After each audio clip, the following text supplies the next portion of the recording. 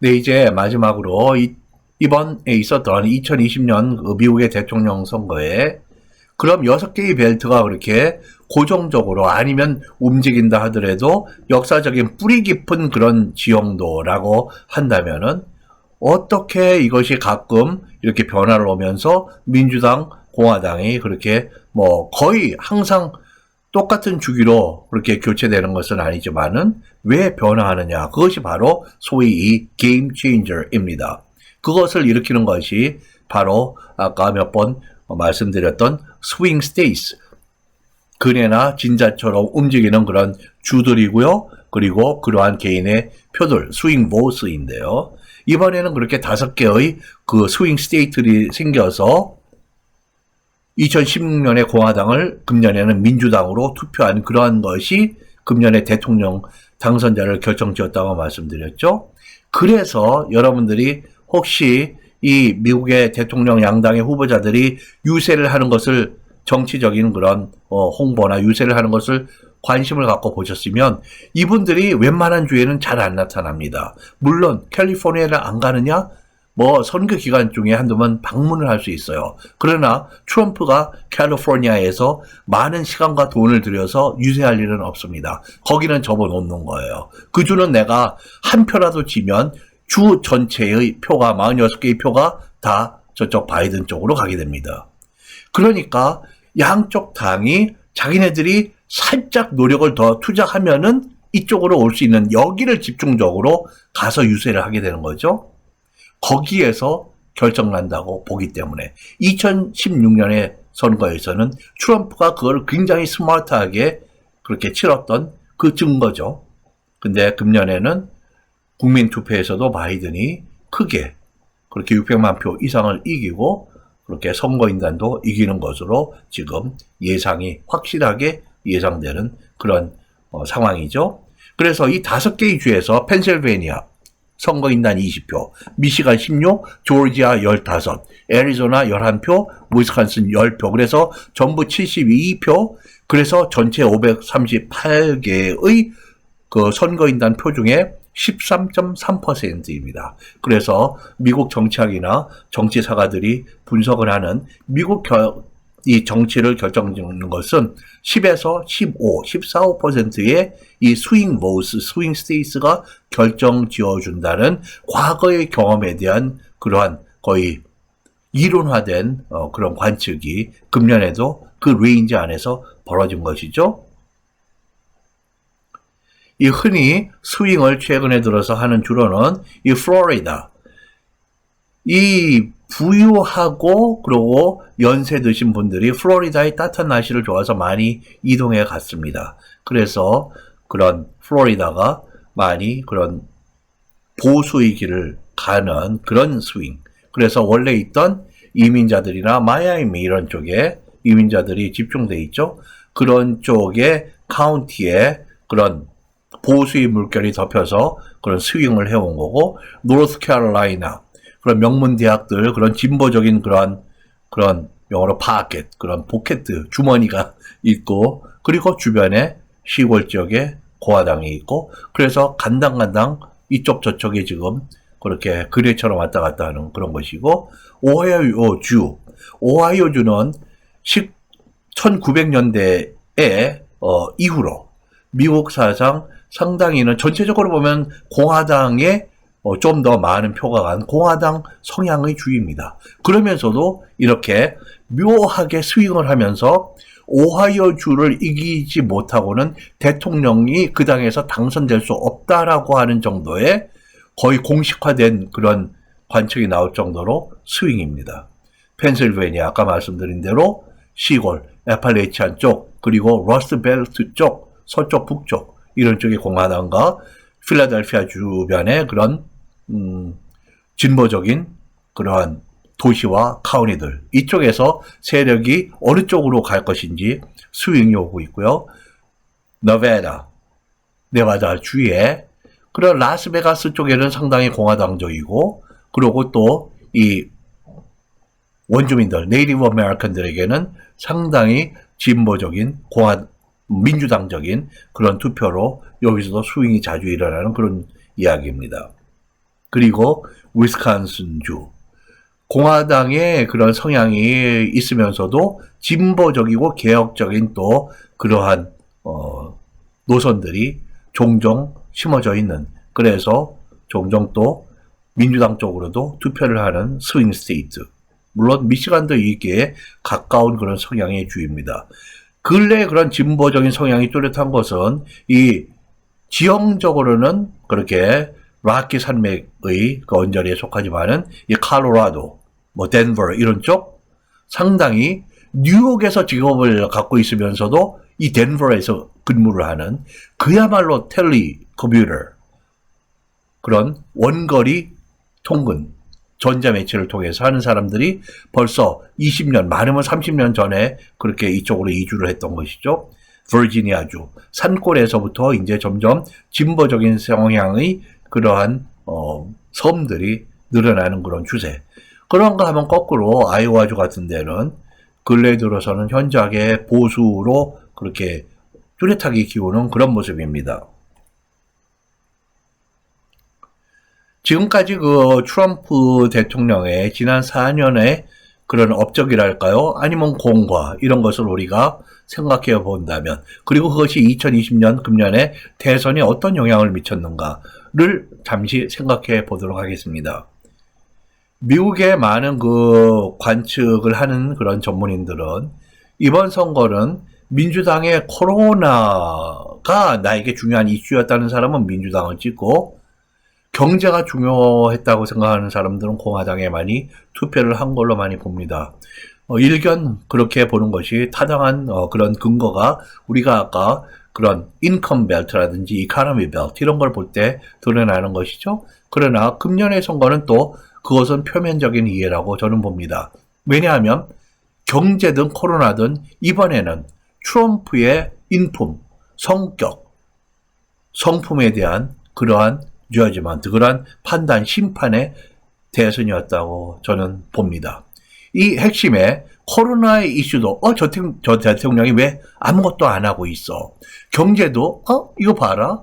우리 가난한 사람 지금 100만 달러의 의료비를, 코로나비를 낼 수가 없는데 추억 몰던 데에서 지금 직업을 잃고, 저기 그로서리 슈퍼마켓에서 잡을 잃고 지금 애들이 배가 고픈데, 이럴 때 이 모든 것이 트럼프의 그러한 실책이자 근본적인 성품이 그거 아니냐, 이런 식의 그런 문제제기가 오는 것입니다. 바이든의 강점에 대통령으로서는 아직 경험이 없기 때문에 그러한 승리에 대한 입증보다 트럼프의 그런 부자격성, 인격적인 결함에 의한 그런 패배라고 성격을 결정지을 수 있는 것이죠. 바이든의 그런 블루 칼러의 그런 배경과 그들 중에 일부 그렇게 보수적이었는데 민주당 쪽으로 그렇게 돌아서는, 그런데 이제 바이든의 블루 칼러의 그리고 러스트 벨트적인 그런 배경, 어릴 때의 출생 배경이 어필을 했고, 바이든 굉장히 친화력이 있는 사람입니다. 바이든은 그렇게 사람들이 피자 파티를 하고 있는 데가 나타나가지고 모든 사람과 악수하고 친구를 하고 굉장히 그 부침성이 좋은 사람이에요. 이런 스윙 스테이트에 굉장히 어필을 할 수 있는, 연세가 많은 그런 약점에도 불구하고 사람들이 많이 매력 점수를 준 그런 경우이죠. 그래서 애리조나의 경우에는 잠시 말씀드렸지만은 공화당의 중진 그런 연방 상원의원이었던 존 맥케인이 그렇게 라이벌이면서도 실은 서로가 그런 기본적인 입장을, 다른 것을 존중하는 그런 분이었는데요. 그 와이프 신디 맥케인이 그렇게 지원해주는 그런 노력을 한 것이죠. 네. 그래서 아주 전형적으로 공화당 그런 공화당의 주 애리조나가 이번에 바이든에게 투표를 한 신디 맥케인이 여러 번 그 인격적인 훌륭함, 그리고 트럼프는 어떻게 하면 공직자로서 사람들을 이렇게 내동댕이 친 사람으로 그렇게 많이 그림을 묘사를 하고 그랬던 거예요. 트럼프의 4년의 그런 국내의 이것을 보면 모든 것이 최고라고 주장합니다. The greatest economy in the history of our country. 정말요? 우리나라 역사상 최고의 위대한 경제를 일으켰대요. 그리고 the greatest country in the world. 세계에서 미국이 가장 위대한 국가. 정말요. 미국이 그 비국인 그 의료입니다. 그렇게 풍족한 나라에서 그렇게 5,500만으로 추산되는 사람이 아예 의료보험이 없고 또 많은 수천만 명의 사람들이 의료보험이 있다고 해도 거의 이름뿐인 50%, 60% 아니면 80%를 내 주머니에서 내야 하는 그런 의료보험을 갖고 있었습니다. 그거를 해체를 시도하고 민주당 연방 상하원의원 전원이 트럼프의 이 해체 시도에 반대를 했습니다. 그리고 공화당이 약간 우세한데 3명의 공화당 상원들이 트럼프에 반대를 하고 나섰습니다. 이렇게까지는 비인간적이 될 수 없다. cold-blooded, cold-hearted, 아주 냉혈동물적인 그런 인식이 트럼프에 관해서 많은 사람들이 생겼고 공화당의 일부 의원들이 그런 투표를 트럼프에게 반대해서 한 것이죠. 그러나 트럼프는 그것이 해체 노력이 제대로 되지 않자 그런 행정명령이라고 그래요. 영어로 executive orders 2개를 그렇게 issue 발동을 했다고 그럴까요? 그래서 이 오바마의 그런 2천만 명 이상을 연방의 틀에서 의료보험을 제공하는 또 아니면 의료보험을 내기를 쉽도록 도와주는 어떤 지원 여러 가지 그 메커니즘이 있어요. 거기에 실효성을 손상을 가한 거죠.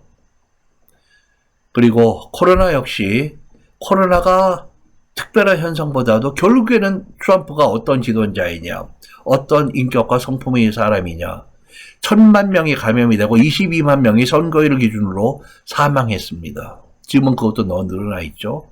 그럼에도 불구하고 코로나에 대해서 냉소, 조롱, 그리고 무정책 또는 의사들이나 과학계의 그런 결론인 소셜 디스턴싱, 마스크 쓰는 것 이런 거 모두 반대하고 트럼프 선거에서 보니까 다 쓰고 있던데요.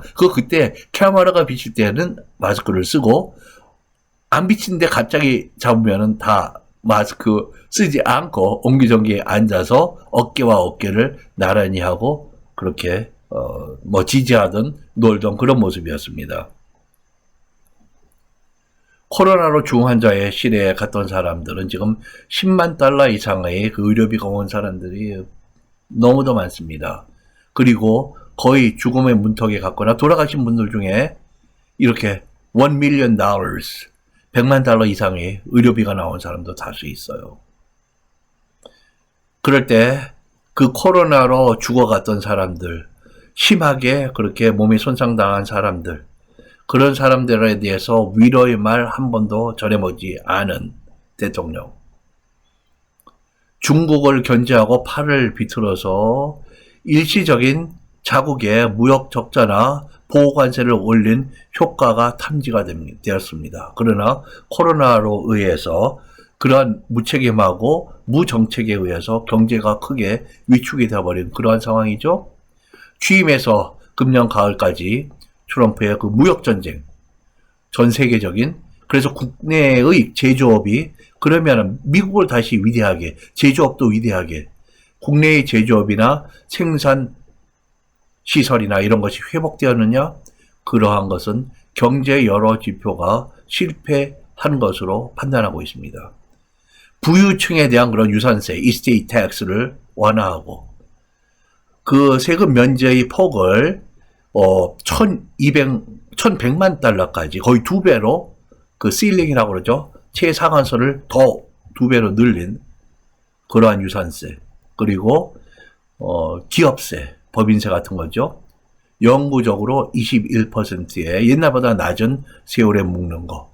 그리고 기타 개인소득세도 감면을 했어요. 그러나 절대적으로 부유층에게 더 큰 파이를 주는 그러한 세금 감면이었습니다. 그리고 무역 적자가 늘어났느냐? 2020년 금년 7월을 기준으로 12년 만에 최악으로 통계가 나오고 있습니다. 미국의 연방 그 빚이 취임 시에는 19조 달러였는데 3년 반 지난 시점에서 26조 달러로 증가했습니다. 실업률이 금년 봄을 기준으로 노동 통계청에 따르면은 14.7%. 그런데 실제로는 더 높지 않은가 추정하고 있습니다. 이 숫자는 대공황의 끝부분인 1939년 이후로 최악의 경제 상태입니다. 그런가 하면 환경에서는 Arctic Refugee라는 북극 쪽에 그런 알래스카 북극 쪽에 그런 자연 보호 지대인데요. 여기에서 석유를 막 파고 기타 자원들을 추출하는 것을 이제 확대를 하고 각종 환경 보호 정책들을 완화시키고 온실가스 방출하는 거, 대기, 수질 오염하는 그런 오염원들에 대한 규제를 약화시킨 거죠.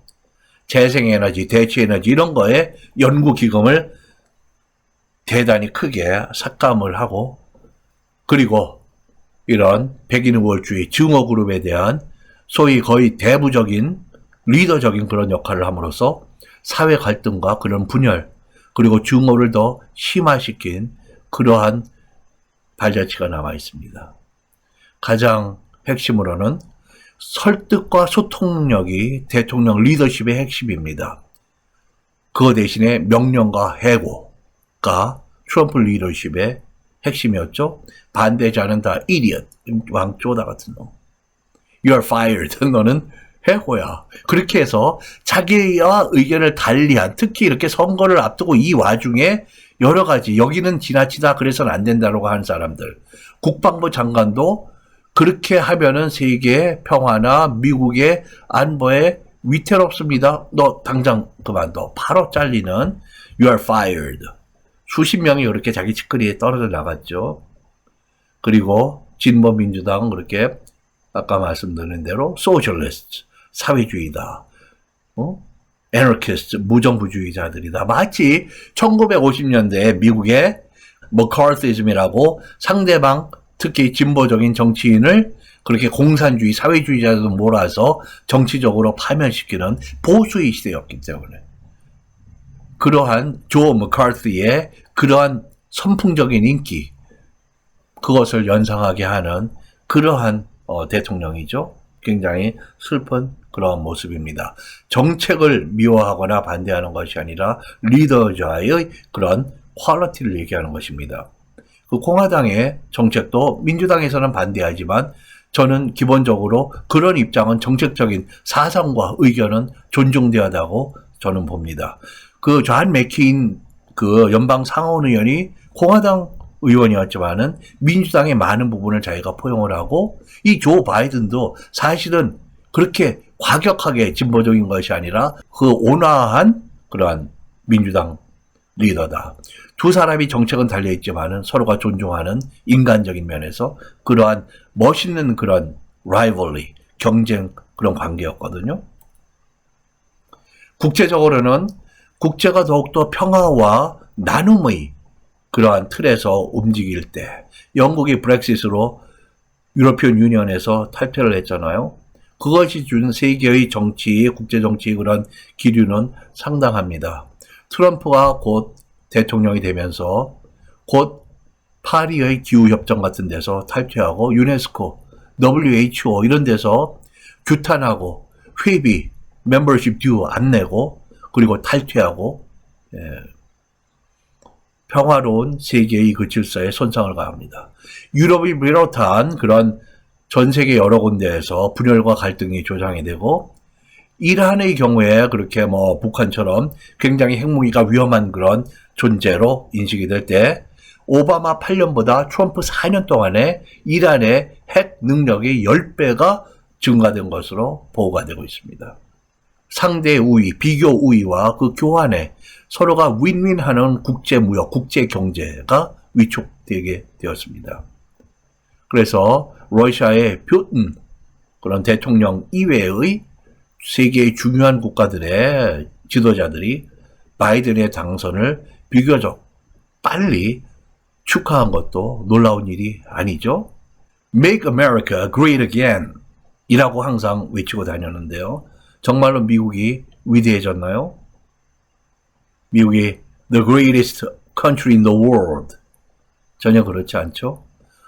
미국이 추한 나라, 약한 나라, 세계에서 고립된 나라, 이제는 많이 인정받지 못하는 나라. 오랜 시간 동안 미국이 The American Dream이라는 것이 뭐 우리 한국인이 이민 간 것을 뛰어넘어서 유럽인들의 그런 꿈이었습니다. 20세기를 The American Century라고 세계에 많은 그런 미국 연구가들이 불렀습니다. 미국의 세기다. 지금 트럼프는 거기에 미국을 역방향으로 후퇴시킨 그러한 리더의 그런 책임이 있습니다.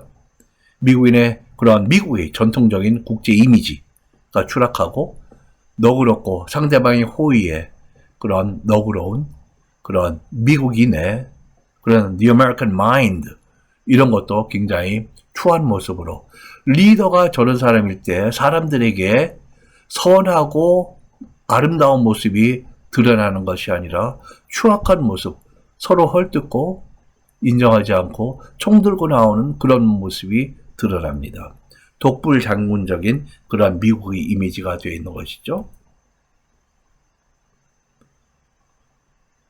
지금 트럼프가 7,300만 표를 받은 것으로 나오는데요. 그 의미는 트럼프가 실제로 트럼프이기 때문에 7,300만 표가 아니라 아까 잠시 말씀드린 대로 미국의 한 개인의 유권자의 voting 그 투표 행동은 개인을 지지하는 것보다는 정당의 정책을, 그래서 내가 아빠 손을 잡고 갔던, 내가 뭐 대학교를 가서 진보적인 것이 나에게 마음이 든다 이렇게 선택을 했던, 이것이 정책 투표를 하는 게 미국의 오랜 전통입니다. 그래서 사실 2016년에 트럼프가 당선되기 전에 트럼프는 굉장히 많은 그런 정말 인간으로 참 입에 담기 힘든, 여성은 이야기할 때 영어로 bimbo, bitch,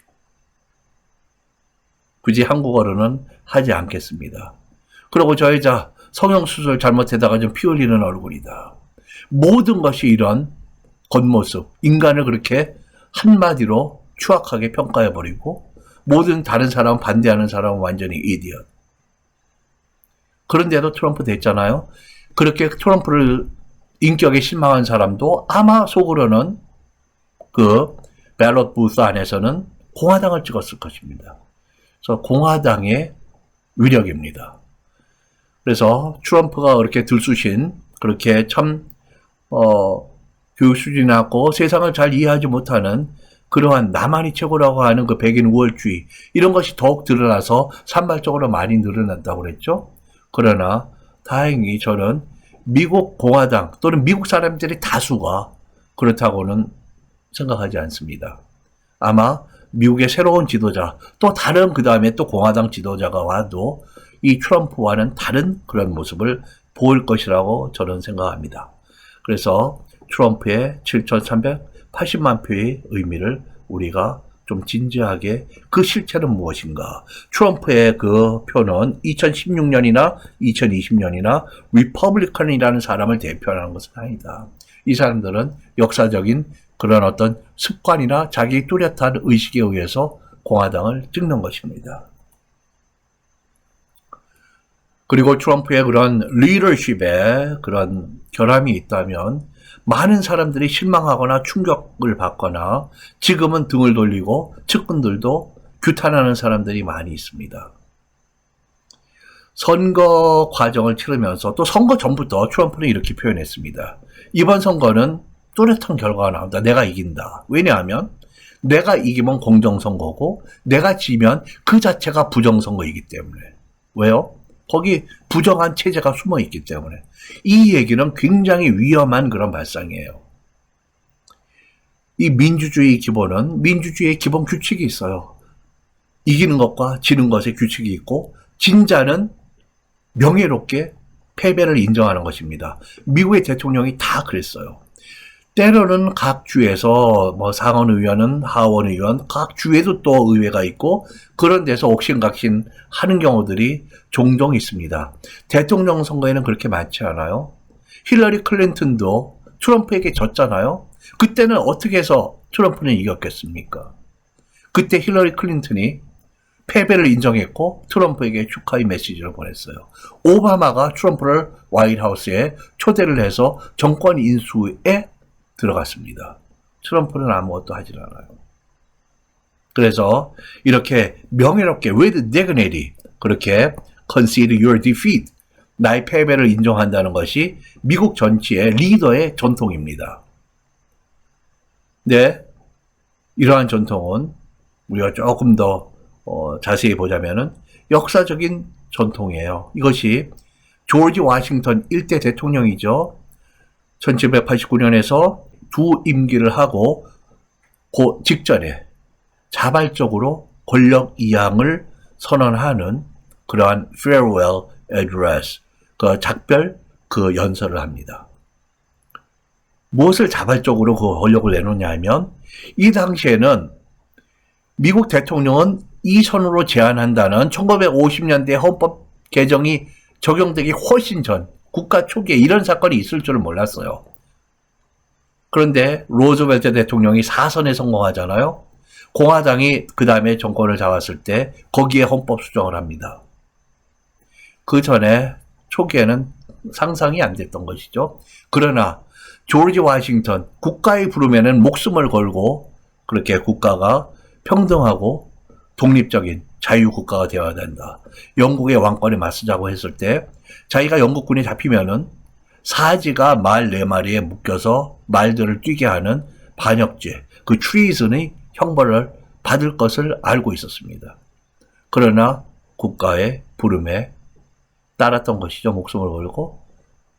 그러고 너무나 인기가 있어서 워싱턴이 두 번째 임기가 끝나고 또 출마했으면 당선됐을 걸로 미국의 정치 역사가들은 봅니다. 그 다음에 또 4번에 출마했으면 또 당선됐을 것으로 봅니다.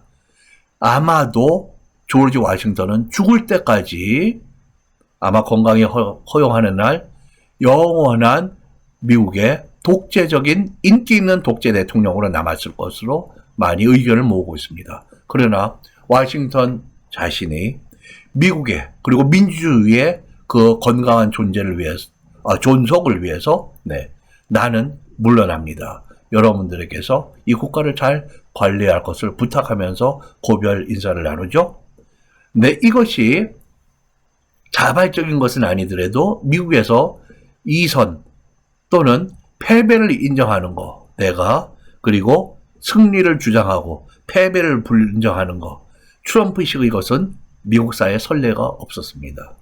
모두가 패배를 깨끗이 인정하고 곧바로 상대방에게 승리의 그런 메시지를 전하거나 찾아가서 악수를 하는 이런 모습들, 아름다운 그런 패배입니다.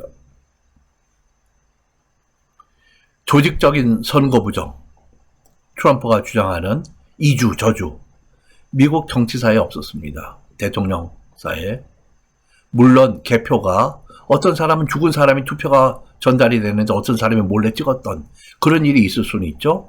내가 여기에서 저리 이사 갔는데 저쪽에 사람이 투표용지가 나와서 뭐 어떻게 됐다. 개인적인 소위 irregularity, 그런 불규칙적인 예상 밖의 일은 항상 변수가 있어요. 그러나 조직적인 자기를 떨어뜨리기 위한 그거는 그런 식의 음모나 그런 활동은 미국 정치사에 없었다고 각 주의 공화당의 주지사들 그리고 Secretary of State 국무장관들이 증언을 하고 발표를 하고 있습니다. 다수의 공화당 주지사들과 그런 의원들 그리고 서슬이 팔았다고 하는 그 홈랜드 시큐리티의 그 책임자, FBI의 책임자 다 트럼프의 사람들이죠. 그 사람들이 트럼프 주장 근거 없다라고 일축을 했습니다. 바이든 대통령의 정권 인수, 순조로운 그런 transitional power, 권력의 이양 거절하고 반대하고 코로나가 피크인데 코로나 대책을 세우는 걸 반대하고 국가의 보안에 허점을 생기게 하고 트럼프 취임 후에 트럼프의 그 리더십과 인격에 반대한 다수의 공화당 정치인들이 있었어요. 전번에 오바마 전에 그 대통령 조지 W. 부시 공화당이지만 트럼프는 아니라고 본 것입니다. 그래서 한 번도 지지를 한 적이 없어요. 존 맥케인, 그 애리조나의 그 상원의원, 네. 그리고 오하이오의 그 존 케이색 주지사였던 그런 분. 지금은 가끔씩 정치 그런 논평가로 미디어에 출연하고 계신데요.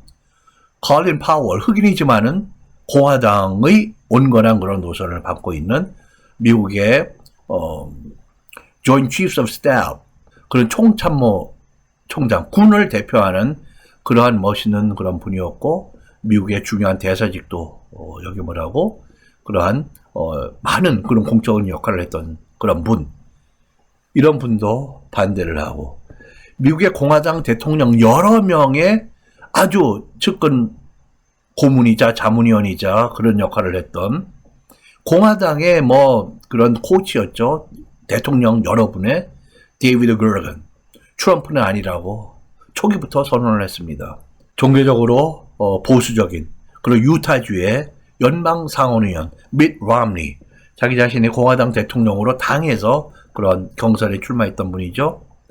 그리고 홈랜드 시큐리티의 그런 헤드, 그 장관 탐 레지, 이런 굵직하고 공화당 내에서 존경받는 분들이 도널드 트럼프는 리더십은 아니라고 그렇게 반대했습니다. 이분들이 선거 직전에 더욱더 이런 사람들이 수가 증가를 했죠. 공화당 사람들입니다. 수십 개의 그 법원 고소를 부정선거라고 그렇게 날렸는데요.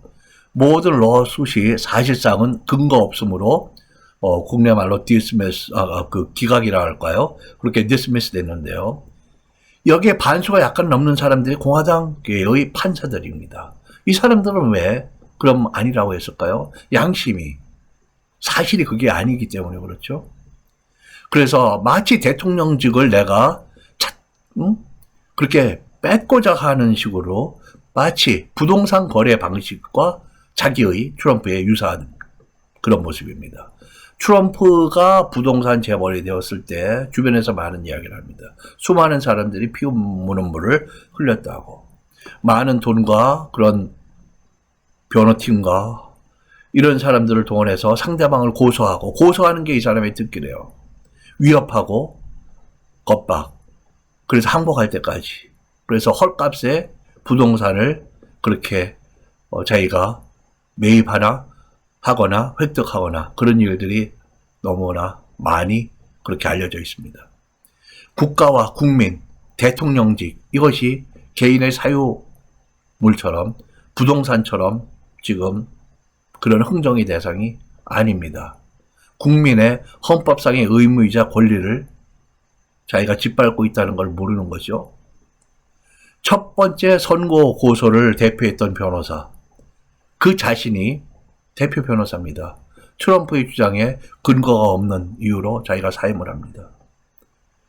두 번째 선거 대표 변호사 루디 줄리아니, 그 미국 뉴욕시의 검사이자 굉장히 그런 유명했던 시장이었죠. 거의 모든 미디어의 지금 조롱거리이고 코로나 확진이 나왔습니다. 이 조지아의 주에 압력을 가하고 공화당 주지사, 공화당 국무장관이에요. 이 사람들이 자기네 당입니다. 이번 선거는 절대 공정했다고 선언했습니다. 세고 또 세고 3번을 개표를 했다가 모두가 바이든이 확실한 당선이 확인되었습니다.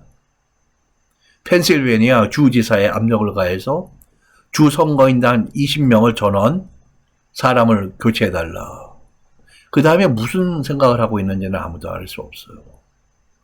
이것은 어떻게 보면 헌법적으로 위헌의 여지가 충분히 있다고 저는 봅니다. 대통령 중에 이렇게까지 한 사람은 없기 때문에 선례가 없으면 새로운 또 그런 법률적인 해석을 우리가 지도를 그려나가야 되거든요. 각 주의 내적인 그 도메스틱한 일을 in-state, 주 내의 일을 연방정부의 대통령이 이것을 이래라 저래라 한다는 것은 연방정부의 대통령은 대통령의 그런 고유의 권한이 헌법에 그렇게 명시되고 바운더리가 쳐진 이외에는 안 됩니다. 상당히 위헌적인 그런 행위예요. 통계적으로도 이 펜실베니아 20명이 다 새로 교체돼서 자기의 표를 던져줘도 통계적으로 승리는 불가능합니다. 굉장히 그런 슬픈 모습을 현재 보고 있는 미국의 현재 대통령의 그런 모습입니다. 미국 대통령 역사가들 중에 그런 분들이 계세요. Presidential Historian이라고 대통령을 포커스를 맞춰서 그런 연구의 대상으로 삼고 역사서를 쓰는 분들인데요. 미국의 대통령들을 세 가지 그런 캐리고리로 분류합니다. 첫 번째가 Great American Presidents, 위대한 대통령들. 넘버 원으로 흔히 꼽히는 사람이 링컨이고요.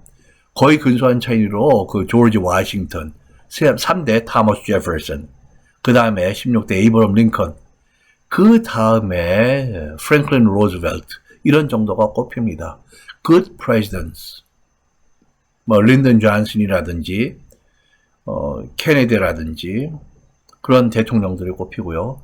그리고 그저 그랬던, 비효과적인 그런 ineffectual 이런 표현도 쓰는데요. 그런 대통령들. 예를 들면 대공황 직전에 그런 후버 대통령. 이런 사람들. 그런데 여기에 예외적인 그 캐리고리가 있는데 그 사람이 트럼프가 될 것입니다. 아주 대표적인 그런 예외는 닉슨 대통령. 아주 수치스럽게 미국 대통령 중에 학생들의 그 교과서에도 간단히 수치스러운 대통령으로 워터게이트 스캔들이 언급이 되고, 그런 1972년에 두 번째 임기를 노리는 재선을 위해서 민주당 선거본부 사무실인 워터게이트 그 오피스텔 같은 그런 건물입니다. 거기에 잡범들을 집어넣어서 정보를 빼와라. 이것이 하나의 지역사회의 그런 좀 도둑이 들어온 것으로 경찰이 보고가 되는데, 경찰 사건을 와치하던 두 워싱턴 포스트의 그 기자들에게 탐지가 됩니다. 근데 기자들이 보고 온데, 이거는 보통의 그런 좀 도둑이 아니다. 왜 하필 민주당 선거본부, 연방 거기에 워싱턴에 있느냐. 이 일이 벌어졌느냐에서부터 이 두 사람이 추적을 해갑니다. 그러면서 굉장히 중요한, 여기 무슨 냄새가 난다고 맡은 것이죠. 그러면서 이야기가 불거집니다. 그러면서 닉슨 대통령은 소위 hush money, 입막음을 위한 돈을 만들게 되고요. 그러면서 점점 사건이 핵심으로 치닫는 닉슨을 향해서 겨냥을 해 들어갑니다. 그러면서 원래 사람들에 대한 신뢰라든지 흑인이나 유대인들에 대한 그 경멸적인 표현을 그렇게 쏟고했던 닉슨 대통령이 백악관 집무실 안에서 리얼 테이프로 자기가 대화하는 사람들의 나중에 뭐라고 했는지를 찾아보기 위해서 대화를 녹음하고 있었다는 것이 알려집니다. 그럴 때 닉슨 대통령이 이거는 나의 사적인 그런 일기와 같은 거야. 아무도 들여다볼 수 없어. 국가의 공적인 그런 그런 기물이 아니다. 그런데 우연치 않게 저희 그 헌법사의 스승이신 스탠리 커틀러라는 그 당시에 젊었던 교수가 닉슨 대통령을 상대로 연방 대법원에 고소를 합니다. 대통령의 집무실에 자기가 사적으로 때로는 메모를 못한 거를 다시 들어보고 할지라도 그것은 집무실 안에 대통령직 중에 일어나는 것이기 때문에 이거는 국가의 공공 기물이다. 그래서 이 기물을 국가에 공개해야 된다. 결국에는 커틀러 저희 스승이 이깁니다. 그래서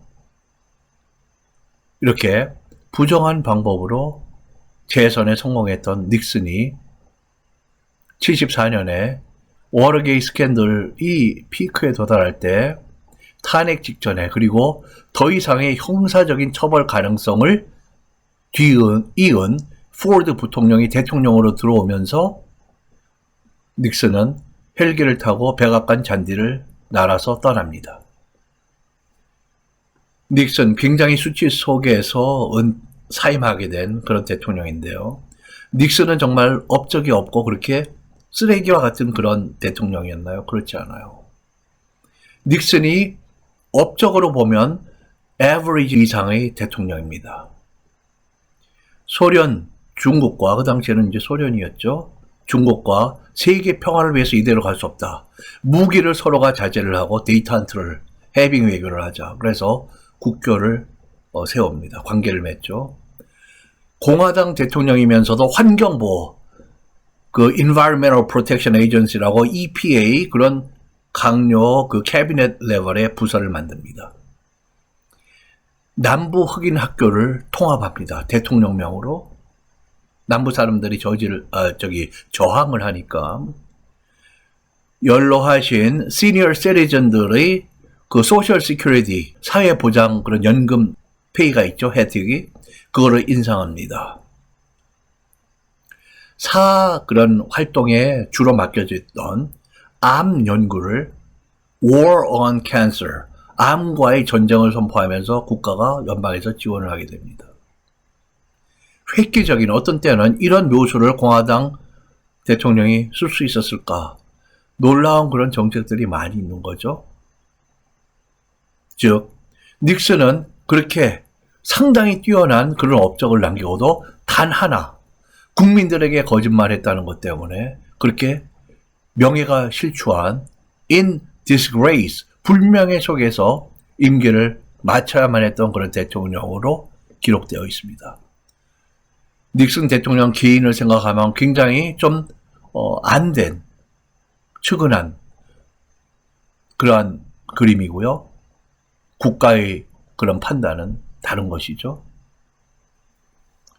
트럼프 대통령이 1천만 명 이상의 확진자가 나오고 22만 명의 사망자가 그렇게 생기고 있는 그 와중에 선거일자 11월 3일을 기준으로 한 것입니다. 이 통계가.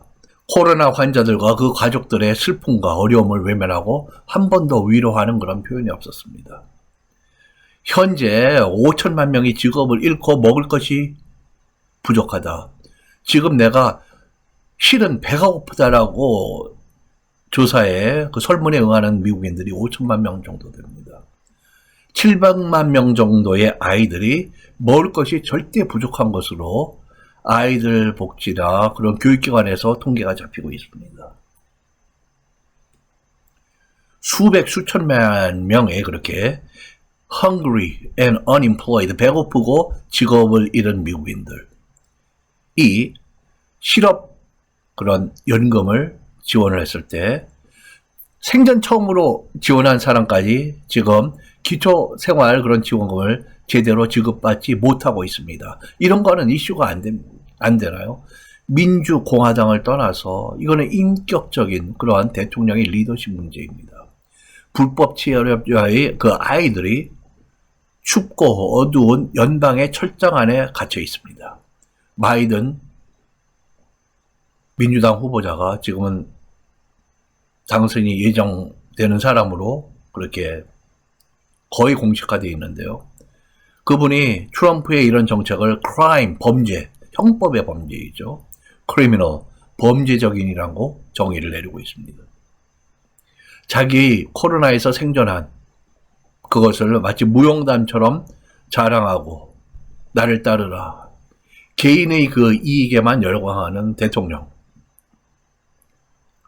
코로나 긴급재정은 대기업과 부유한 사람 중심으로 모든 방식을 동원해서 근거 없는 선거 부정을 고소를 하고 거기에만 몰입해 있는 그 세계에 빠져 있거나 아니면 골프장 가 있거나 둘 중에 하나죠.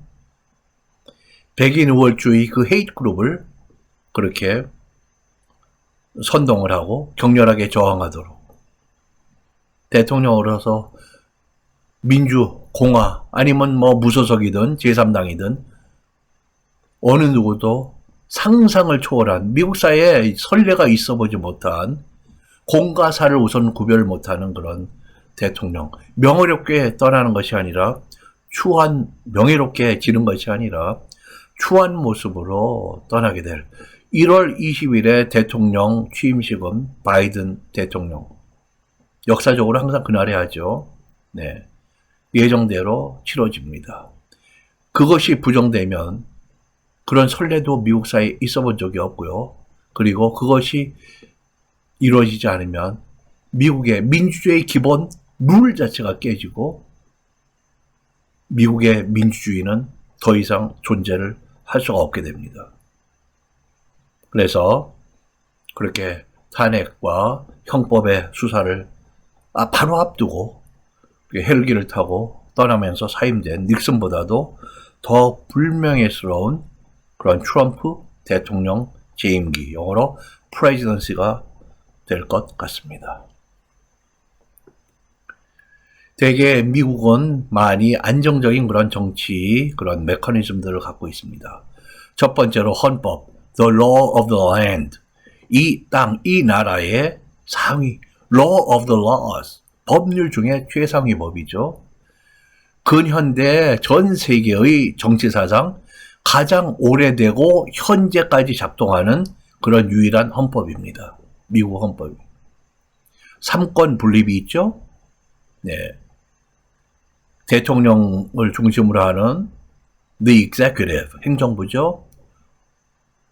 the judiciary, 사법부가 있죠. the legislature, 입법부가 있습니다. 네. 이 세 개의 그 삼권이 국가 정치체제의 그 세 개의 기둥이 서로가 100% 동떨어진 기능을 하는 것이 아니라 각자의 영역이 있으면서 서로가 거기에 견제를 하고 브레이크를 밟는 소위 견제와 균형, 미국 사람들이 checks and balances라는 것을 심어놓고 있습니다. 그래서 서로가 자기 영역을 최선을 다해서 하고 또 상대방이 예를 들면 이 입법이 예를 들면 위헌이라고 그러면 judiciary, 사법부에서 위헌 그런 판정을 내리고 국민들의 뜻이 그래도 그거는 돼야 된다 그러면 심지어 더 나가면은 그러한 헌법 개정이라는 것까지 국민의 뜻에 또 달려있죠. 굉장히 힘드는 그런 길이지만은 그리고 양당 제도가 오랜 동안 뿌리를 내리고 있습니다. 거기에 소수의 약간의 정당들이나 무소속이 있는데요.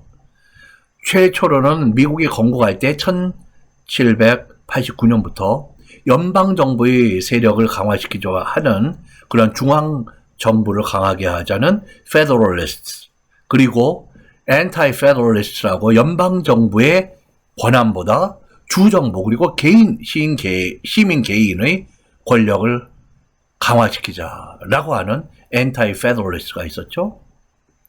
그러다가 1800년이 되면 타마스 제퍼슨을 중심으로 한 Democratic Republican, 지금 우리 번역을 하자면 민주공화당이다. 이거 굉장히 재미난 꽉 먹고 알 먹고 하는 건가요? 그 당시에는 이것이 지금 민주당의 전신이었습니다. 그래서 타마스 제퍼슨 대통령이 1800년에 당선이 됐을 때 미국 정치 역사가들이나 이론가들은 The Revolution of 1800, 1800년의 혁명이라고 부릅니다. 그래서 이 당시에는 그렇게 Federalist와 Democratic Republican, 그러니까 Anti-Federalist의 이름이 살짝 바뀌고 그 정신이 이제 국민, the people 쪽으로 옮겨가는 거죠. 어느 국내에서 어떤 분이 강의나 그런 설명에서 미국의 Democratic Party 민주당은 1828년에 창당되었다고 설명을 합니다. 전혀 옳지 않은, 누구라고 개인적으로 제가 무슨 비판을 하거나 그럴 이유는 없어요. 그러나 그것이 사실이 아니기 때문에, 참 지식이 아니기 때문에 여러분들에게 말씀드립니다. 미국의 공화당은 1853년에 위스콘신주의 리폰이라고 하는 조그만 한 교실의 원룸 스쿨하우스에서 시작이 되었지만 그 전에 벌써 한두 세대 전에 위그당의 뿌리를 갖고 있고요. 그 전에 이 페더럴리스트의 뿌리를 갖고 있다고 보시면 됩니다. 공화당은 그렇게 1853년에 시작됐지만 민주당은 이렇게 건국 때부터 그러한, 처음에는 페더럴리스트가 주는 아니었죠. 그래서 약간 비주류가 3대 대통령 타마스 제퍼슨, 민주주의 아버지를 탄생시키는 겁니다. 이러한 오래된 헌법과 삼권 분립 양당 제도가 미국의 정치를 그렇게 중심추로 그렇게 안정적으로 해줍니다.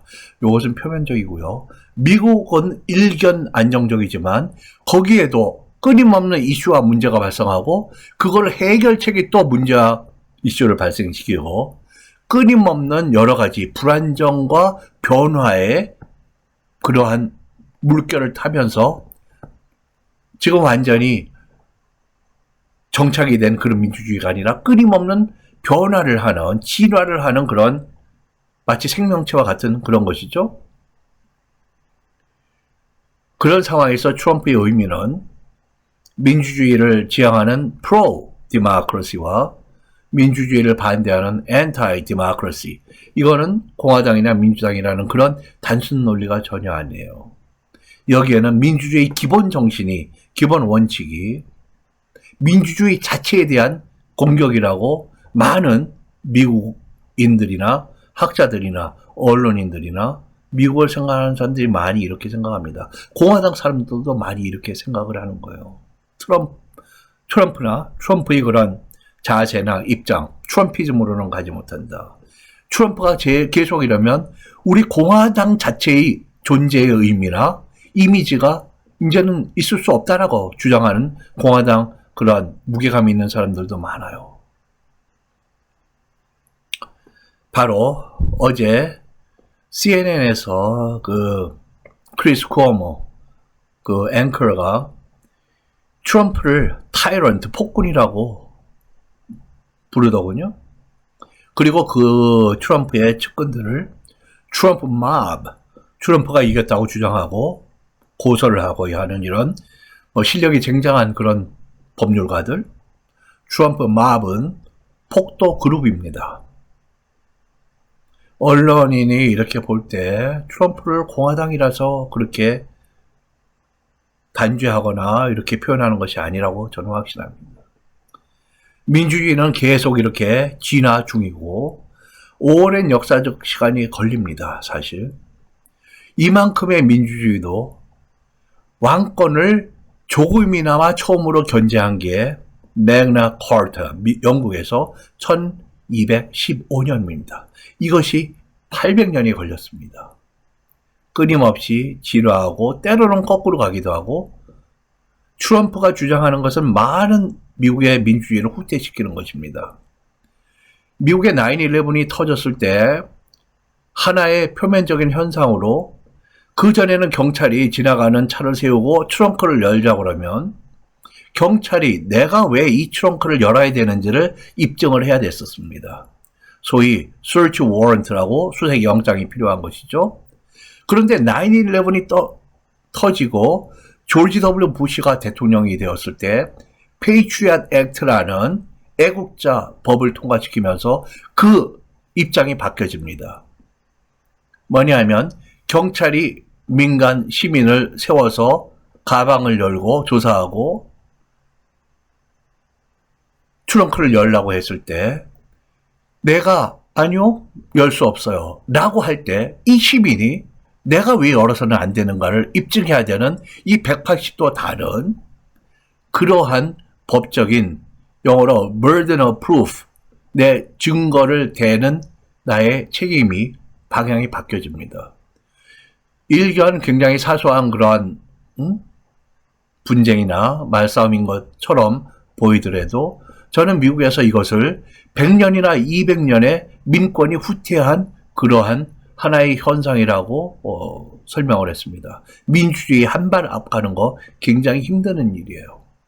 허물어지는 것은 이렇게 총 들고 나오고 아주 그래픽하게 유색인종들을 비하하고 그랬던 일은 굉장히 쉽게 생길 수 있습니다.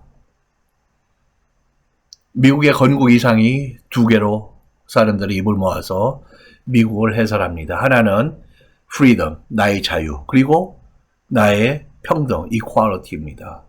그런데 나의 자유와 나의 평등은 사실 양립하고 조화되는 개념 같지만 자기 모순적인 또 두 개념입니다. 내가 권력을 갖고 경제력을 갖고 또 사회문화적인 어떤 파워를 가졌을 때 내가 마음대로 하고 싶은 프리덤, 거기에 사회적인 책임이 따르는 것이죠. 평등도 달리 보이는 것이죠. 그래서 이 freedom과 equality, 이것이 조화와 갈등, 양립과 모순의 그런 관계를 속으로 항상 문제가 있는 두 개의 이상으로 존재하는 겁니다. 이럴 때 사회에 분쟁이 생기고 너와 나가 다른 그런 입장에서 이것이 민주주의의 끊임없는 갈등의 그리고 스트러글, 갈등하고 서로 싸우고 엎치락뒤치락 하는 모습일 때 상식에, 이성에, 양심에 기반하지 않고는 민주주의의 이것들이 초석입니다. 민주주의 자체가 허물어집니다. 여기에 이러한 상식, 이성, 양심을 지키는 우리가 그런 교육, 깨달음이 필요한 것이죠. 이렇게 민주주의의 교육이라는 것이 얼마나 중요한 역할을 하는지 그 민주주의의 기본적인 기초이자 주춧돌이라는 것을 그렇게 잘 설명해 준 그러한 것을 또 주장하고 옹호한 교육의 역할을 그런 분들이 네 분 계십니다. 첫 번째로 타머스 제퍼슨입니다. 계속 나오는 미국의 아주 가장 중요한 아버지 같은 현대 민주주의의 이론가이자 미국의 그런 민주적인 그런 최초의 진짜 민주적인 그런 아버지였는데요. 이 타머스 제퍼슨이 민주주의 핵심이 누구냐 하면 informed citizen이라고 표현합니다. citizen의 복수, 시민들의 집합명사가 citizenry입니다. 근데 조건이 있어요. informed. 정보를 inform 누구에게 무엇을 알려주다, 정보를 주다. 정보를 가진, 뭔가를 알고 있는 그 타 주제에 대해서 지식을 가진 이런 이야기입니다. 교육받고. 그래서 이 informed citizenry를 무엇이 받쳐주고 가능하게 하느냐? public education입니다. 공공의 교육. 그리고 그거의 또 하나의 지탱물이 바로 the press, 언론입니다. 그래서 실은 자기 자신이 한때는 거의 200명에 달하는 노예를 소유했던 노예 소유자이면서 인간의 평등을 그렇게 주장을 하고 옹호를 했던 자기 모순의 타머스 제퍼슨. 사람은 자기 시대의 한계를 넘어서기가 쉽지 않습니다. 거의 불가능하다고 저는 봅니다. 왜냐하면 그것이 상상 밖의 이야기이기 때문에. 그러나 또 하나의 아이러니는 타머스 제퍼슨이 자기가 그렇게 모순적으로 주장했던 인간의 평등과 존엄이 타머스 제퍼슨의 그러한 사상에 힘입어서 전 세계 민주주의의 그러한 기반이 되고 시발점이 되었습니다.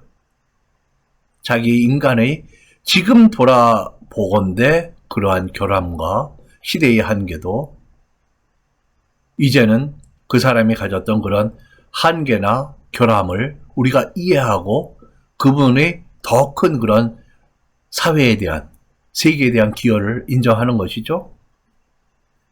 네, 지금 타머스 제퍼슨의 이 초상화를 지금 보게 되는데요. 이 미국을 가장 잘 이상을 설명하고 추구하고 실현했던 대통령. 전 세계의 민주이론의 아버지, 타머스 제퍼슨. 그래서 미국은 누구의 미국이냐 하라는 그런 책이 있어요. Jefferson's America라는 그런 역사적인 이 타머스 제퍼슨의 시대를 설명하는 책이 있습니다. 굉장히 많은 것을 그렇게 담고 있는 제목이라고 생각합니다. 그 다음으로 한 두어 세대 또 떨어져서 이 하워스 맨이 있습니다. 미국 동부에 지금도 교육의 아주 중요한 주이지만은 그 당시에 교육개혁가이자 연방 하원 의원이자 또 변호사였던 이 하워스 맨. 1830년대가 전성 그 활동 시대였는데요. 평생에 이런 교육개혁에 몸을 잡았던 사람이죠. 이분이 이 퍼블릭 에듀케이션을 뭐라고 부르냐 하면 The Balance Wheel of Democracy, 민주주의의 균형을 잡아주는 바퀴라고 표현을 했습니다. 여기에 이분의 평생의 교육개혁가로서의 노력이 구현이 됩니다. 그래서 이거는 하나의 소셜 머시너리, 사회를 움직이는 기계 장치의 그런 핵심이라고 보는 거예요.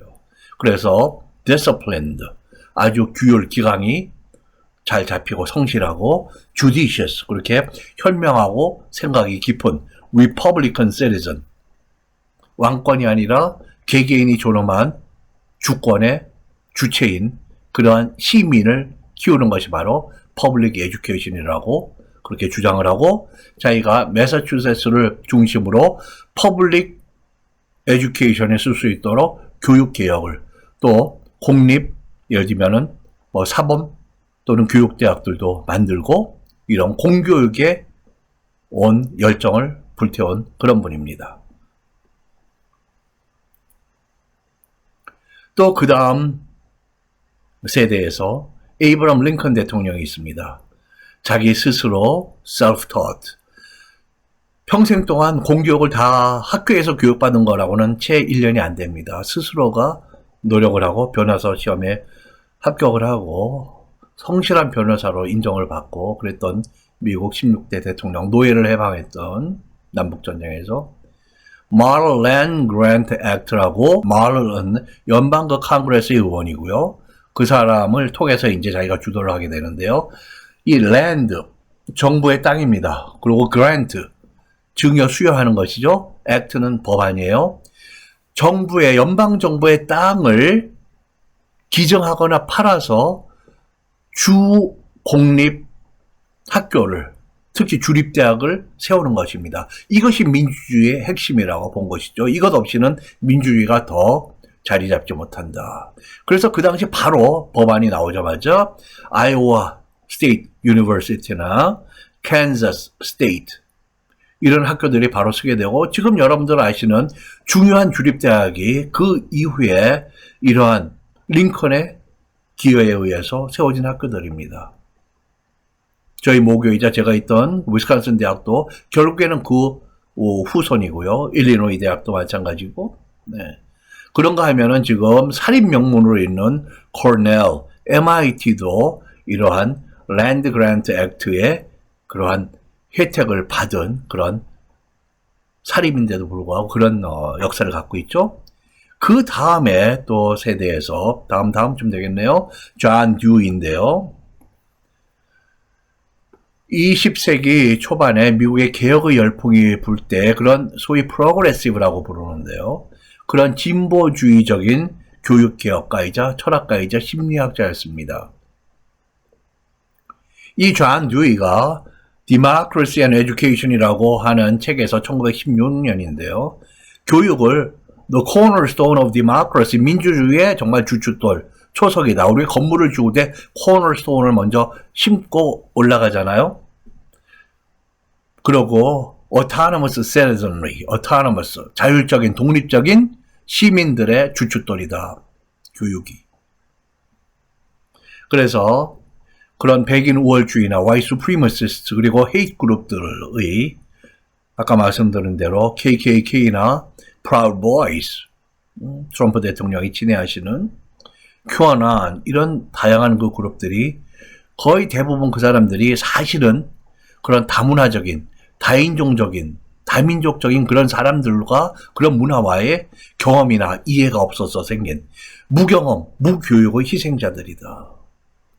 교육의 절대성이 그렇게 민주주의의 중요함을 알려주는 그러한 역사적인 미국 건국이 얼마 안 돼서부터 오는 그러한 이야기입니다. 그래서 미국 공교육의 아버지는 사실상 타머스 제퍼슨입니다. 이제 2020년도에 미국 대선은 이제 정리를 하겠습니다.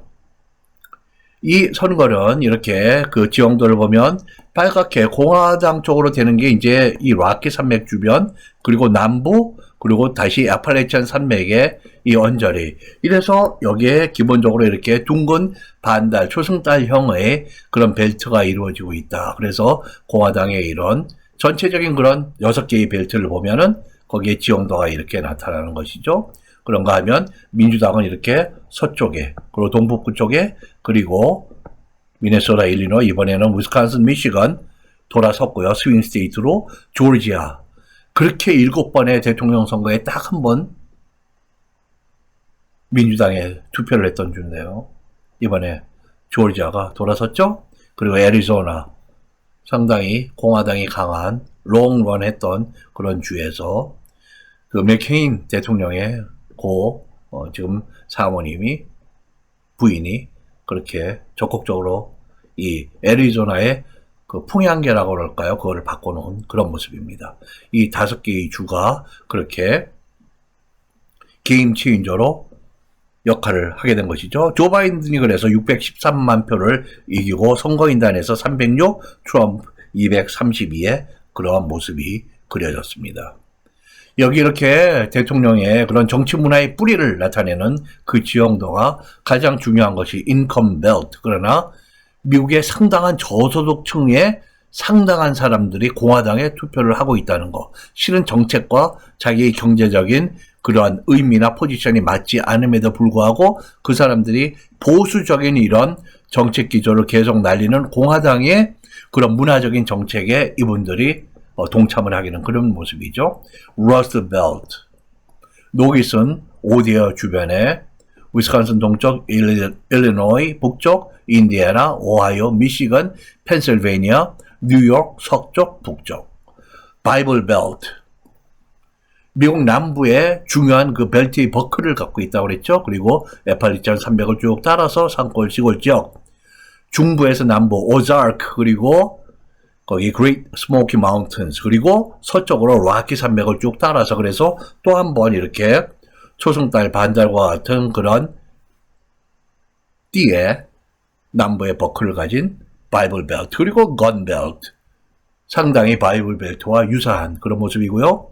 에듀케이션 또는 칼리지 벨트 이것 또한 교육 수준에 의해서 교육 수준이 낮은 쪽이 공화당이고 흔히는 교육 수준이 높은 사람들이 민주당 쪽에 많이 가 있다. 근데 예를 들면 교육 수준이 낮고 인컴이 낮아도 또는 이민자들이나 중남미계 이런 사람들 흑인들 그리고 도회지 그 다운타운이나 이런 많이 그런 쇠퇴에 있는 그런 지역에 그런 소수인종 이런 사람들이 또 민주당 또는 진보당을 지지한다. 그런 복지 정책이나 그 진보당이 가지고 있는 문화적인 그런 포용성, 다양성 때문에 그렇죠.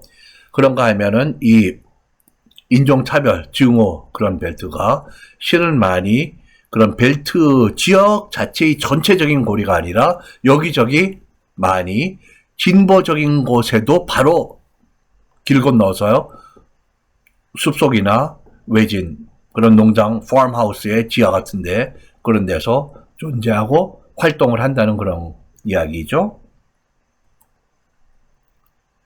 그리고 게임 체인저 5주 애리조나, 위스콘신, 미시건, 펜실베이니아, 조지아 이번에 전부 72개의 선거인단의 투표를 획득을 할 것으로 예상이 되는 그래서 전체 13.3%의 그 선거인단 표가 그 비중이 이 5개의 스윙 스테이트의 그 게임 체인저의 역할에 의해서 판도가 트럼프에서 바이든 쪽으로 옮겨간 그런 모습입니다. 네, 그래서 이 민주주의라고 하는 것을 전반적으로 다시 정리를 해주면은 민주주의냐 아니냐 이것이 이슈가 아니에요. 사실 끊임없이 진화하고 변화하기 때문에 지금 우리 사회는 민주주의냐 아니냐 미국은 민주주의냐 아니냐 이것이 문제가 아니라 얼마만큼 민주적으로 지금 와 있느냐 현 주소가 How much democracy 이것이 진짜 이슈입니다. 그리고 민주주의에도 여러 가지 결과띠를 갖고 있어요. 그래서 what kind of democracy 양과 이런 유형입니다. 종류. 어떤 민주주의를 우리는 추구할 것이냐 이런 것이 그러한 우리가 서로 논의를 해야 되는 그런 진정한 이슈입니다. 그래서 끊임없이 갈등하고 변화하고 진화하는 그런 생명 유기체와 같은 이 정책 체제 이것이 깨어있는 상식, 깨어있는 이성, 깨어있는 그런 양심을 가진 시민들의 민주주의를 저는 응원합니다. 그래서 명령과 지시와 윽박이 아니라 배려와 소통, 배려와 존중, 소통하고 설득하는 그러한 인간형, 그런 리더십, 나의 주장을 먼저 상대방에게 강요하거나 이야기하기 전에 상대방에게 먼저 귀를 기울이는 그런 자세. 내가 상대방을 이해하지 못하고 뭐를 주장하겠어요? 나는 민주적이라고 생각하지만 그런 나는 굉장히 비민주적인 그러한 행위와 그러한 사람이라는 것을 우리가 깨달아야 됩니다. 어쩜 우리 사회에서 굉장히 중요한 그런 정말로 리더십이 good listener냐 생각해 볼 그런 문제입니다. 저는 그러한 배려와 다양성, 나와 다른 의견에 대한 존중, 소통과 설득, good listening의 그런 리더십, 그런 시민 정신을 저는 응원합니다. 그리고 항상 긍정적이고 건설적이고 포용적이고 조화롭고 평화로운 그렇게 발전하는 민주주의를 저는 항상 응원합니다. 네, 강의를 마무리 지으면서 링컨 대통령의 게티스버그 애드레스 1863년에 11월 19일에 그 해의 7월 1일부터 3일까지 게티스버그 펜실베니아에서 저도 2번이나 개인적으로 방문했던 펜실베니아의 그 시골 그 전쟁터였는데요. 거기에서 헛되이 죽어온 그 수많은 남북군들의 시체와 화약 냄새와 피비린내 그것이 다 아물기 전에 방문을 해서 그 죽은 사람들의 죽음이 어떤 의미가 있도록 그것이 민주주의를 영원히 지키는 그러한 희생, 그러한 순교가 되기를 바라는 그런 연설의 핵심입니다. 한번 읽어볼까요? Government of the people, by the people, for the people. 국민에 의한, 그리고 국민을 위한 government. 특정 정부가 아니라 추상 개념입니다. 통치, 이런 것인데요. Shall not perish from the earth. 지상으로부터, 지구로부터 사라지지 않을 것입니다라는 이런 선언적인 예측은 사라져서는 안 된다라는 그러한 의지의 표현이기도 합니다. 링컨 대통령, 많은 사람들에게 포용을 하고 인내의 힘을 갖고 들어주었던 이야기를 대통령, 혼자서는 한국식으로 말하면 단칸방, 죄송합니다. 에서 많은 형제들과 엎치락뒤치락 살면서 크면서 켄터키주의 아주 외진 곳이죠. 지금도 외진 그런 시골 지역이에요. 거기서 독학을 해가면서 지나가는 혹시 선생님이 있으면 며칠 묵고 가세요. 하루 이틀 거기서 또 개인적으로 또 배우고 독학을 하면서 성실하게 성장했던 사람, 19 나이에 장작을 패면서 꿈을 실현하기 위해서 노력했던 사람, 링컨 대통령이 가난을 딛고 일었지 않았더라면 미국 사람들은 지금처럼 어느 때 어떻게 투표를 하나 링컨 대통령이 가장 존중받는 대통령으로 뽑히지 않을 것이라고 저는 확신합니다. 우리 사회에 어떠한 지도자가 정말 진정한 지도자가 될지 굉장히 많은 시사점을 던져준다고 저는 생각합니다. 네, 그 다음으로 저희 최근에 그 영어 교육 그런 저서를 잠깐 소개해 드리겠습니다. 영어의 말과 라이팅을 할 때 수많은 그 표현, 소통의 그 기법이 필요하죠. 첫 문장, 첫 마디에서부터 결론을 내리고 마지막 말을 할 때까지 중간에 나의 그러한 논조를 강하게 또는 앞의 이야기를 반대를 하고 예를 들고 수많은 표현의 테크닉이 필요한데 그럴 때 나의 소통 영역을 영어를 향상시키는 아주 좋은 길잡이가 된다고 믿습니다. 논리 영어의 정석 그렇게 말하고 그렇게 글을 쓰는 것이 또 듣고 읽는 것의 동전의 양면입니다. 그래서 국내에서 중고등학생, 대학생들 영어 시험에도 수업 능력에도 상당히 그런 중요한 역할을 하는 중요한 원어민들이 사용하는 영어 표현은 모두 총망라되어 있다고 보시면 됩니다. 좋은 학습의 길잡이가 될 것으로 여러분들에게 권해드리고 싶고요. New Romantic English, 사랑을 주제로 한 9편의 영화에서 어학적으로 그리고 장면의 의미상 중요한 장면들을 발음에서부터 단어, 어구, 문법, 용례, 어법, 구문, 더 나아가서는 그 표현이 쓰인 사회 배경, 문화적인 그러한 설명, 그리고 더 나아가면 유사한 표현들이 아주 많이 풍부하게 영어 지식과 함께 설명이 되어 있습니다. 한 독자분께서 사랑의 달콤한 속삭임을 들으면서 영어 공부와 사랑에 빠진 그러한 책이다라고 말씀해 주셨습니다. 저는 개인적으로 아쉽게 그분이 어떤 분인지 알지를 못하지만은 깊이 책을 잘 정리해 주셔서 대단히 감사하게 생각합니다. 여러분들께 두 권 최근에 저희 저서를 그렇게 소개를 드리고요. 여러분들의 깊은 관심과 사랑 저 또한 깊이 감사드리겠습니다. 네. 그 다음으로 따르는 저희 강의들이 이 Discover America로 지금 이름이 붙어 있는데요. 미국의 발견. 그 다음 강의는 조 바이든 그는 누구인가 라는 그런 주제의 강의입니다. 곧 여러분들께 찾아뵐 거고요. 그 다음으로는 모든 사람들이 상상 밖의 그런 주제로 생각합니다.